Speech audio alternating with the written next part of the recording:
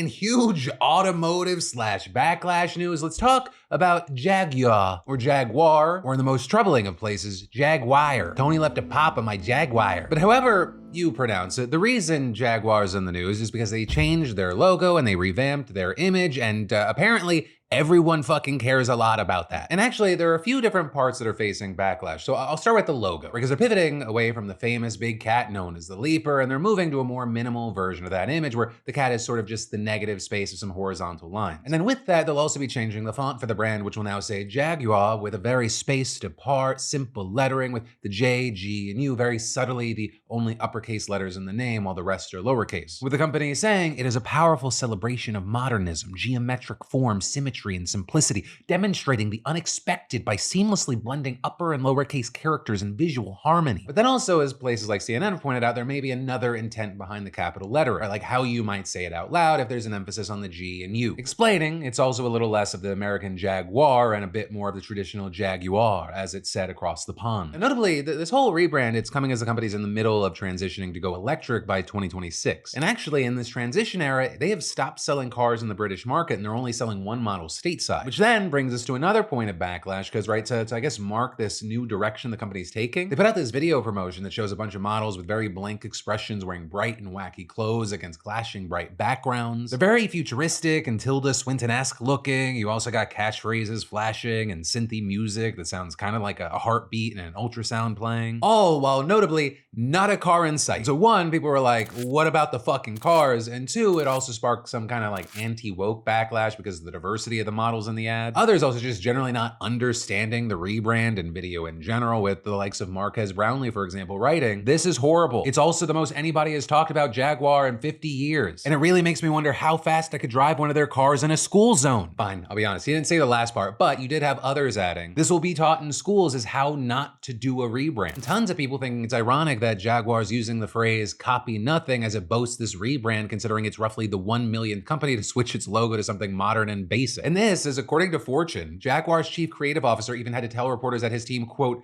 had not been sniffing the white stuff when coming up with this. And the outlet also saying of this rebrand, the problem is that to be effective, brand campaigns need to deliver on their promise with actual products that live up to the claims made. And for the moment, Jaguar has little to show for itself. Though, with that, the company will be showcasing more of this rebrand at Miami Art Week in December. Though, for now, it remains to be seen if an actual vehicle will be a part of this, or if it's just gonna be more of the stuff that people are not liking so far. But what I will say is that you cannot deny that there is a lot of attention on the brand right now, which is why you have some arguing this thing could have a payoff, saying things like, "I have no idea what this is all about, but it's genius. Everyone is talking about Jaguar in a moment of time when they're not actually making cars." But as one marketing professor explained to the Associated Press, this whole thing just strikes the wrong tone for buyers because Jaguar is not using its heritage to sell. But the counter to that is it is not a good thing if you do not stick the landing. Right? If they don't, it's just that more people know you're a clown show.